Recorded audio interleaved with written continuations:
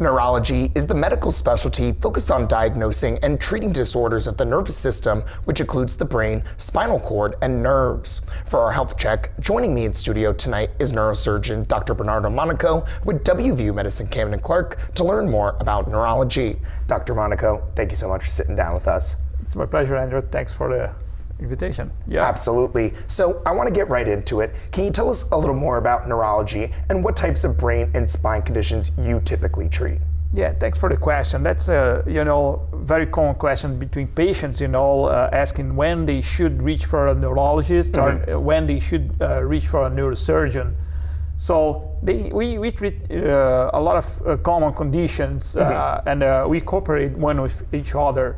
So usually neurosurgery is a referred like specialty. So patients, they go to their PCPs and usually if they found something different, they can refer patients for a neurologist or neurosurgery. So if they have a headache and it's a very bad headache and a new headache, usually the PCP is gonna do some workup on that. And if there is something there that should be treated with surgery, they're gonna be referred for a neurosurgery, not for a neurologist, Right. So we have like a lot of different conditions we treat, including like pain, functional disorders, and others. We work together with neurology, and that's it. Absolutely. And so I want to turn our attention to the difference between neurological care and seeing a neurologist, and what's the importance of having a neurosurgeon? Thank you for this question. So if the patient has, for example, a device, like he has a shunt or he has like a deep brain stimulator or a spinal cord stimulator or other, implanted device, they should have like someone take care of this device. And neurosurgery is usually the specialty who manages, who do the implants and also the, if they need like a battery replacements or revision, and also the follow-up, we're going to be taking care of those patients. And neurologists as well, if the patient has a deep brain stimulator, for example, neurologists like that specializes in movement disorders, they're going to be able to program and change, the device settings. If the patient needs a surgery for, any repair, implants or battery change, they're going to reach a neurosurgeon, Right. And so you're talking about surgery now. There's been a lot of advancements in technology like robotic assisted surgery and medical virtual reality. Can you tell us a little bit more about those and how they help improve outcomes and things for patients? Yeah, again, very nice question. We have this technology here in Camden Clark Medical Center.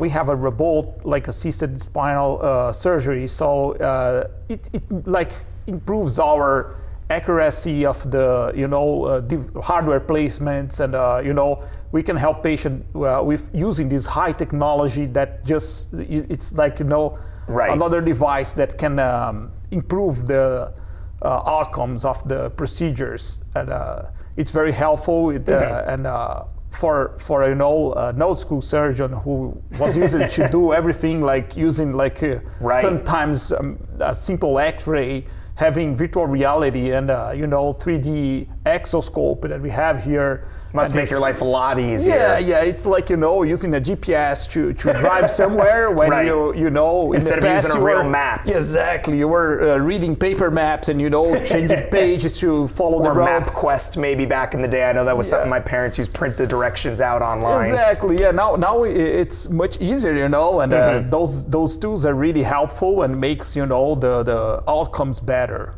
Absolutely. And so I want to ask you another thing. Can you tell us more about neuromodulation and how tools like the pain pumps help patients manage chronic conditions and examples of those conditions? Yeah, so we have now technology that can help patients improve their functionality in their daily lives. If the patient has a chronic pain that cannot be addressed like by a medical treatment or even with like a spinal surgery or something like that, we have devices that can help patients to feel less pain and to have like an improvement quality of life.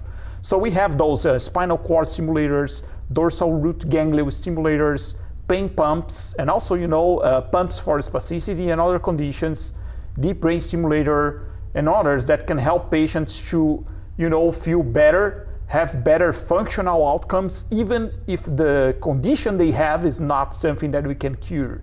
So we can offer those therapies to help with their functional ability, So yeah, we have the pain pump, for example, is a reservoir we place with a catheter that delivers the medication directly to their spinal fluid, where the medication is gonna have like a highest action there, Right. so much better for the patient. He doesn't need to take care like when to take a pill. They will never forget. They will never overtake or undertake the medication. Very safe, and we have here, in Parkersburg. Absolutely. Well, Dr. Monaco, thank you for your time today and sharing your wealth of knowledge on this topic. You'll be joining us again next week for another part in our Health Check series to talk more about, the non-surgical side of neurology and why that's a good option for patients instead. So thank you very much for your time. Thank you. Thank you. Of course.